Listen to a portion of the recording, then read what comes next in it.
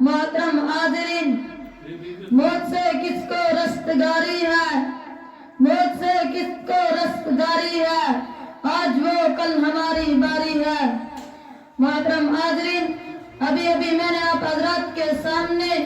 قرآن مجید کی دو آیتیں پڑھی ہے۔ اس کا سادہ سا ترجمہ یہ ہے کہ جو لوگ خوش قسمت ہے وہ جنت میں ہے، جو ہمیشہ اس میں رہیں گے،